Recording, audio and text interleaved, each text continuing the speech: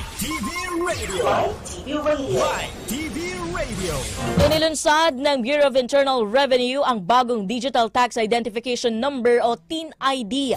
Ayon kay BIR Commissioner Romeo Lumagi na maaari nang mag-apply para sa nasabing ID ang mga Pilipinong mayroon ng lumang TIN ID sa online registration and update system.